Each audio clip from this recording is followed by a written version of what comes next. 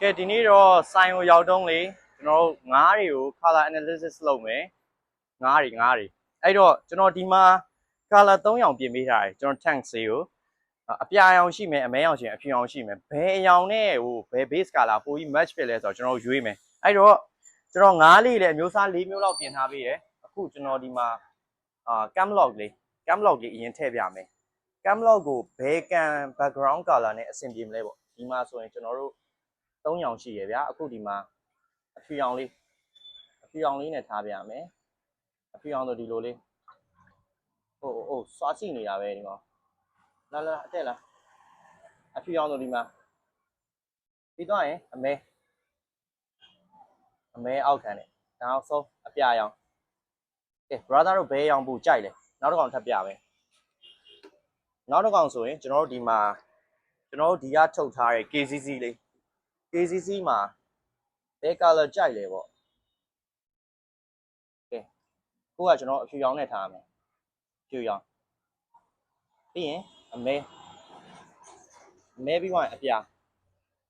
အဲ့ဆိုကန်ဖာလေးတွေလည်းဘလိုရောင်နဲ့ကြိုက်လဲ brother ကိုရွေးပေးပါပြီးသွားရင်နောက်ထပ်တစ်ကောင်ကျွန်တော်ဘူလိုင်းလေးထည့်ပြမယ်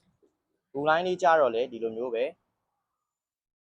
ကျွန်တော် flower horse tank စီကတော့ color တွေကတော့ကိုကြိုက်တဲ့ရောင်ထားကြများတယ်ခုဒီမှာကျွန်တော်ဘူလိုင်းလေးကိုအပြာအမဲပြီးတော့အဖြူ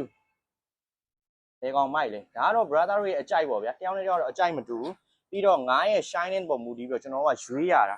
အဲ့တော့ကိုငါးကိုဘယ်လိုပုံစံဖြစ်ချင်လဲဆိုတာကတော့ brother ကိုကတ်တဲ့ကန်ရဲ့ background color ပေါ်ပဲမူတည်တယ်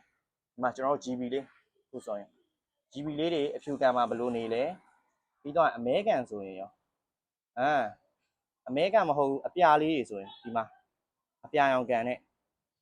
သူတို့က GBD အတွက်ကတော့ကျွန်တော် recommend လုပ်ချင်တာအပြာနဲ့ထားရင်ဒါမထားရင်အမဲနဲ့ထားအကုန်လုံးကျုပ်ပြီးသွားတဲ့ငါးလေးဆိုဒီလို color လေးထားလို့ရတယ်ပြီးတော့ရင်